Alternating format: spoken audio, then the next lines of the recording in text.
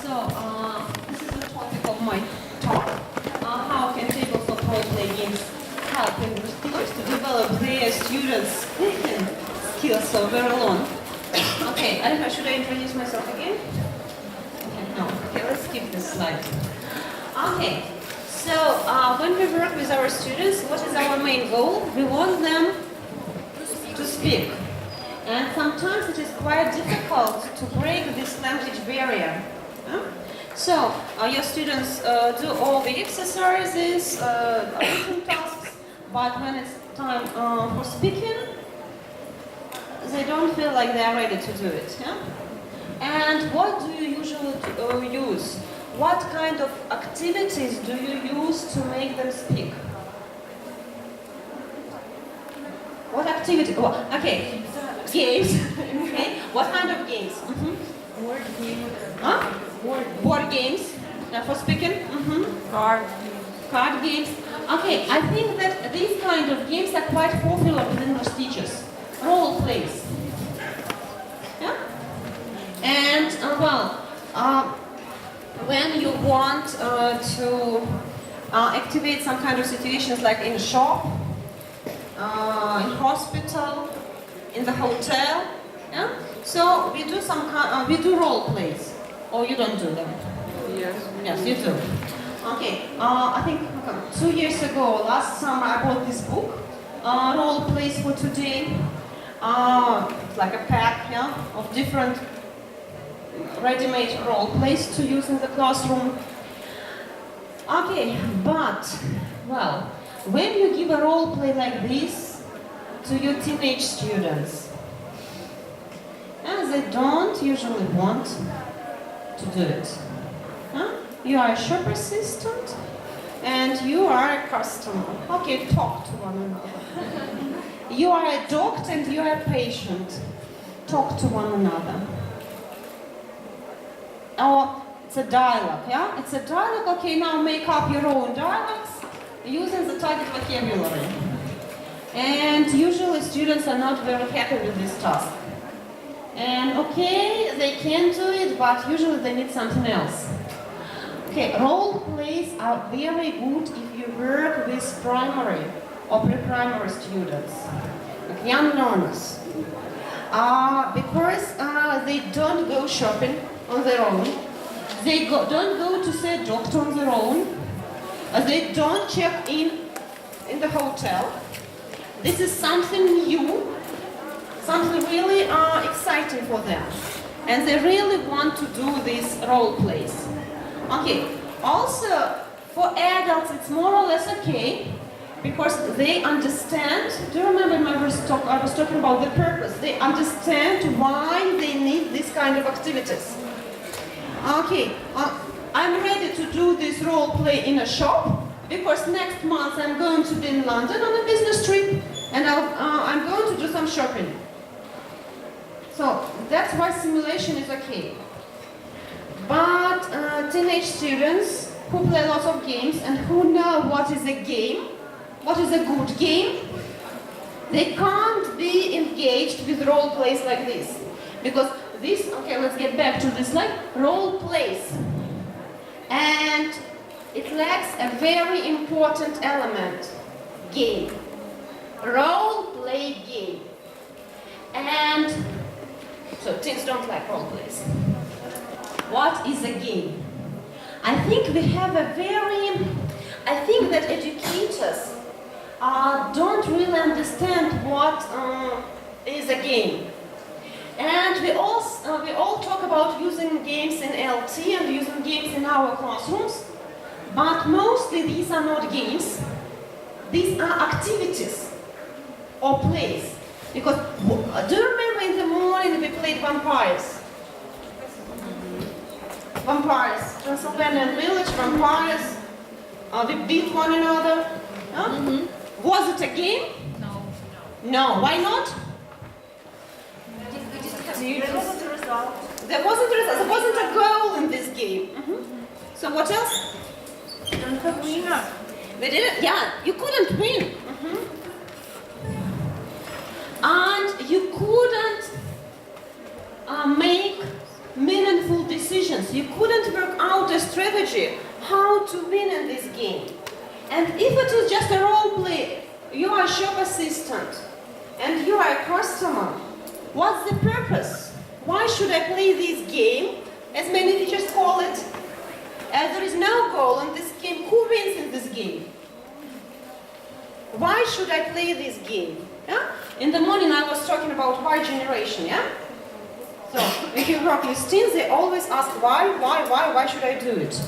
Okay, games are a series of meaningful decisions. You can, because, well, if it is a game, just match two cards, it's not a game. Chess, it's a game. Yeah? When you can play it a few times, and with each time, your playing abilities get better and better. You work on your strategy. This makes a good game. Okay, I like these infographics. Maybe you've seen it if you followed me somewhere. So the picture is taken from the website Gamma Sutra. So don't mix up the name. Yeah, I'm sure that the other one is also very interesting, but this one is gammasutra.com. A lot of interesting articles about games. Okay, and something about something really useful for game educators as well. You see these big circle interactive systems. So role plays, they are just interactive systems. Sometimes I ask my colleagues, do you play games with your students? Yes, we play. I give them cards. And if a teacher gives out colorful cards, it is supposed to be just a great game, or cards with pictures, with good pictures. But what is the purpose? What is the goal of the game? As a player, think of your students as players, not as students. As a player, what does your student, what can your student do in this game to win? Okay, then we've got puzzles. All these games when you have to come up with the correct answer. So, you give a correct answer, you get a point. It's not a game, it's a test. Which is a kind of broccoli and chocolate. Test is broccoli, and some game like setting, it is supposed to be chocolate. But your students feel this broccoli. And that is the reason why they refuse to play games which we bring them to the classroom. Okay, so puzzles, all these games, when you throw the dice, you walk along the line, you stop on a square, make up a correct sentence. It's not a game, it's just a puzzle. Then all the contests, who is the first to come up with the correct answer, who is the first to run to the wall and write the correct run in the they are competitions. Because those students who are smarter than the others, they usually win, or those students who are faster than the others, they usually win. Do you remember Tom was talking about playing basketball with Jordan? It's just the same. You understand that there is no use in it. Vasi is the smartest student in my group, and no matter what I do, he will win this game. Why should I play this game? That's why I don't want to play this game. Let's do grammar exercise because I understand it's more useful for me. Okay, because games, these are only those activities where students, where players make meaningful decisions, where they think, how can I win this game? And so the outcome of the game depends on their decisions, but not on their knowledge. Okay, actually, closer to the topic of my talk. Maybe you've heard of these live games. So, let's keep talking my mind. Live, what does A stand for? No, it's not a change. Okay, you can Google. Okay, because usually people say lab games. So when maybe somewhere in the woods, so people, they are dressed up like elves, hobbits, knights, whatever, and they stay in the woods for 2, 3, 4, 5 days, maybe for a week. They've got fights. Reconstruction. Reconstruction it's a little bit different. It's simulation, but it's a game because they've got their goals. They have to win in this game somehow. Okay. Action. Action. Thank you. Role plays, yeah. But well, I've got quite a few friends who are involved in this kind of games, and they usually in winter they start working on their costumes. They work out their legend. So I'm a knight. I was born in the 15th century. I've got a castle. My connections with other characters in these games are like this. Okay, it's very interesting, but it is really time-consuming for us as teachers. You can use these games maybe in summer camps, or maybe if you've got a special project and you've got time to do it. But what can we do? We can use dungeon games, tabletop role-play games. So the first tabletop role-play game, which appeared in 1974, it was Dungeons and Dragons.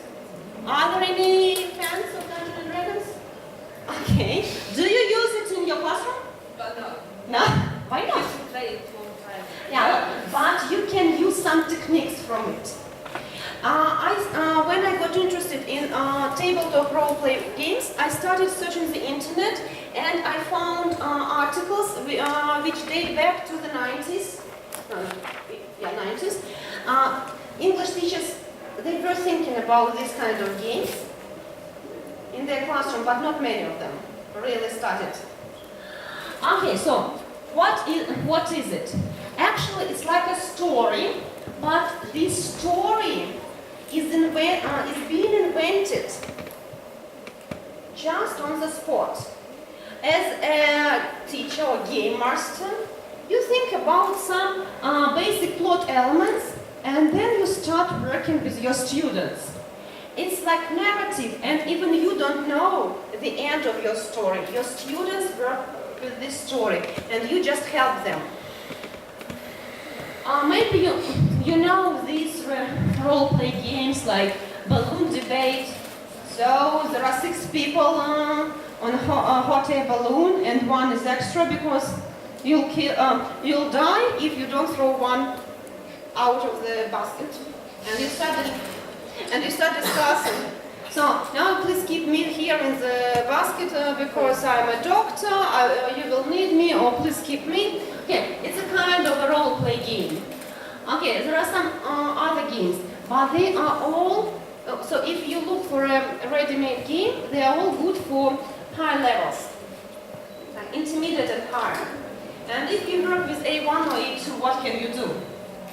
Usually it's very difficult to find something for low levels. Okay, when I started working with role-play games in my classroom, so what did I start with? Okay, maybe I'll show you because it's very difficult just to explain something which you don't really understand. Okay, so we use dice. So it's a story. We just tell the story, but we use dice to decide whether the action that you offer, whether it is successful or not. This system of dice rolling is very complicated, but in my classroom I just use this kind of dice. Everything which is 15 and more is successful action. If it is less than 15, the action is not successful. Okay, I'll get back down, and I need like maybe 4 volunteers. Okay. Just come. 1, 2 more. Okay, so this is our target language. Have a look at it. And this is the lesson. Well, it is real. Well, it used to be my real lesson. So students, they already learned these prepositions. Can you see them? So you're going to play. So okay. And now this is the story. You know, there is a kind of a problem. Not far from here, there is a princess, which is kept in a high tower. Do you want to save this princess? Or not? A dragon took her and put her into the tower, and the dragon is going to eat her for dinner tonight. No, you are just you. No, if they don't want, usually English teachers say, okay, why should I save this girl? Okay. She's 5-year-old. She's crying. She's really Yeah, this princess. She's really scared of the dragon. You still? Yeah, yeah. And you don't have much time. You have like. Is it a girl dragon or a boy dragon? It's a boy dragon. She knows how to play the games. Okay, but do you want to save this girl? Yeah. Okay, let's start walking. We walk along the road, and there are brick walls on both sides of this road. You walk along the road, somewhere at the far end there is a tower, but you even can't see it right now. Okay, and you come to the pit. There is a pit now in front of you, so what are you going to do now?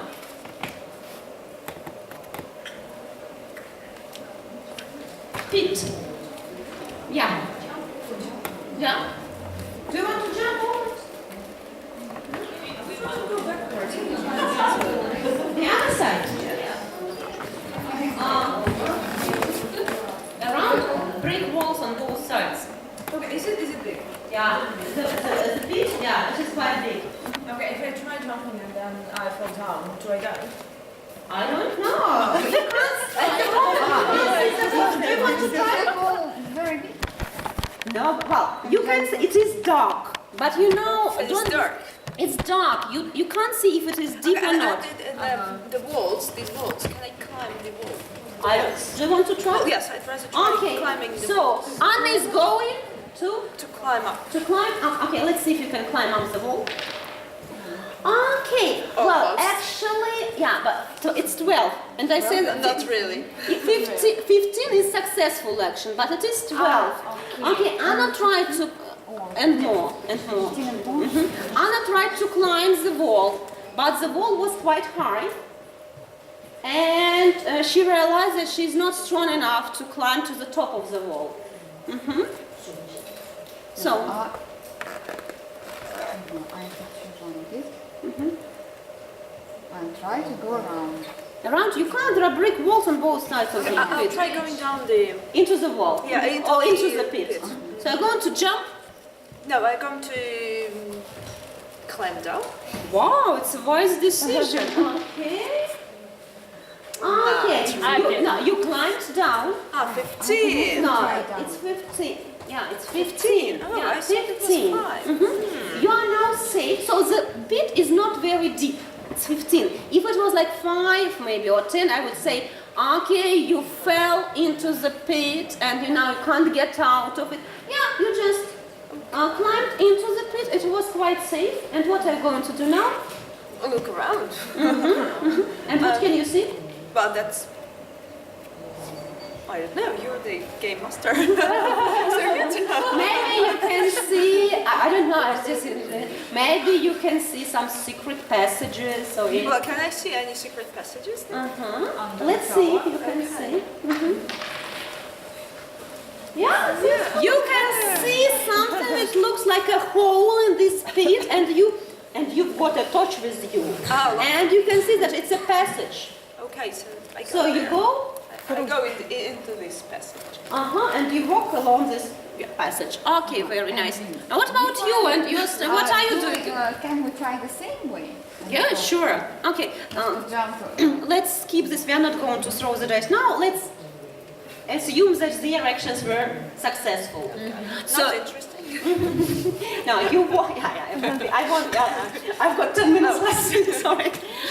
Okay, that's why I just. So you walk along this passage, and you get out of the passage, and you can see a river in front of you. And there is a tower on the other bank of the river, and there is a boat on the other side of the river, and a hungry crocodile swimming in the river.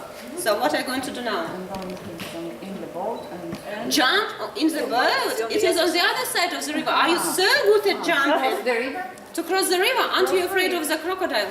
No, I'm not I'm going afraid. I'm trying to go inside my pockets and try to find a rope there to Okay. throw it Let's- and grab the Okay, boat. let's see if you've got a rope. Oh no, you don't have a rope. Sorry. Sorry. Is there anybody in the boat? In the boat? Yeah. Let's Who see. can I? No, there is nobody. Maybe it is a magic boat and I can Yeah, there are dragons in our world. That means that there is magic in our world. Okay, just clap your What?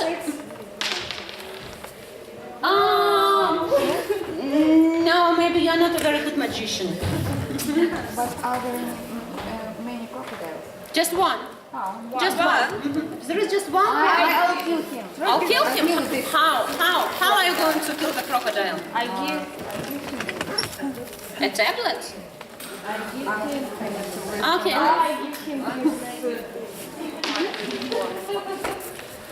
Yes, you killed the crocodile. And what are you doing now? You killed the crocodile? Swim. Get a boat. You swim across the boat? Зачем нам the river? Across the river, yeah, sorry. And get the boat. А зачем нам тогда если Yeah, you don't need the boat. You just need Someone the can swim. In case someone can't swim, yes, you can bring the boat back. Okay, thank you, girls. Thank you very much. Okay, you can get these dice if you need and study Just have crafts. a question. Yeah. How do you decide who is going to have You offered your actions and you did it. one by one? Yeah, There is a group. A group, like your group. Yeah, they just, actually children are, and teens are more active. And they come up with different ideas, what they can do. Okay, and then, that's okay, thank you. Actually, this is my lesson plan for this lesson. Pete, because I wanted students to use over, maybe into, out of, riverboat crocodile to use across, maybe alone, to swim alone, or something like this. And the tower, we skip this part, but tower with the gate and the ladder and the gate it goes up and down, so it's very difficult for you to get through the gate. But again, students, they come up with different ideas how they can solve this problem. Okay, in our haunted house game, for example,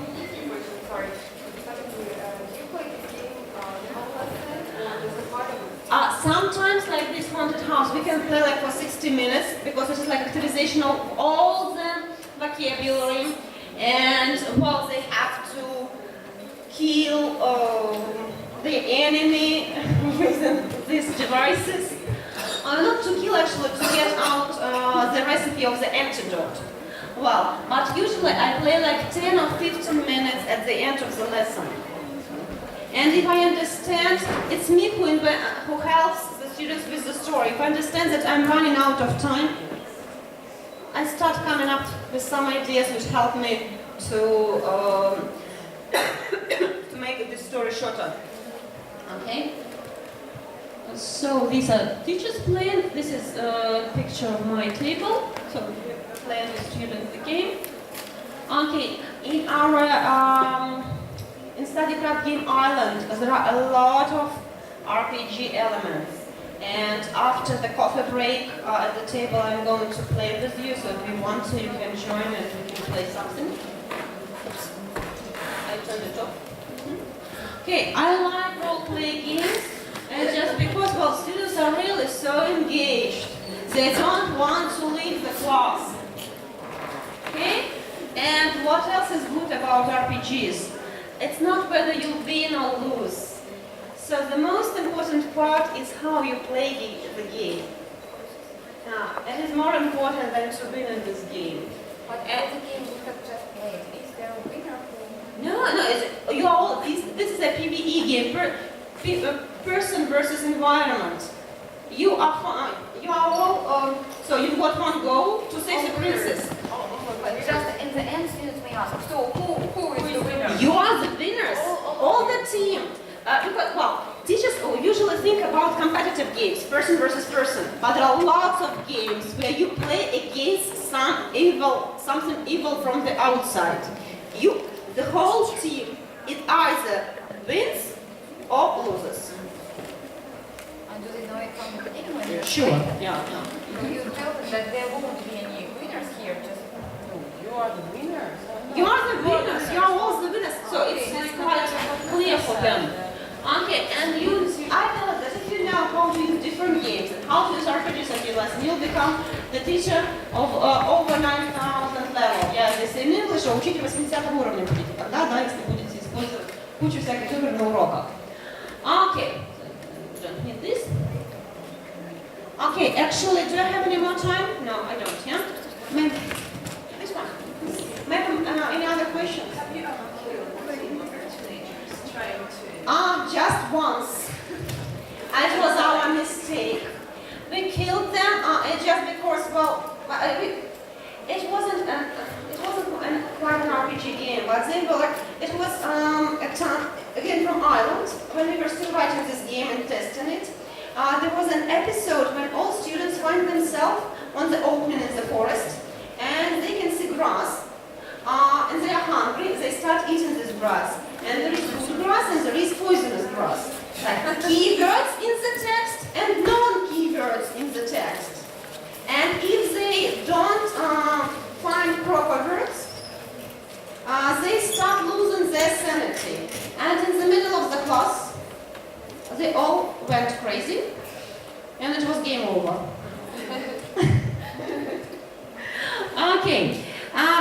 One moment. Also, I wanted to say a few words about, well, in the beginning we started, I told you about role-play games and in the shop. StudyCraft, at StudyCraft we've got Black Friday, this game. It is a role-play game. It's not just a role-play, it's a role-play game, shopping. So if you want to find more about it and what makes it a good game, come up to our StudyCraft stand and we'll play with you. Okay, actually that's it. If any more questions, I'm here. So if you've got questions, I'm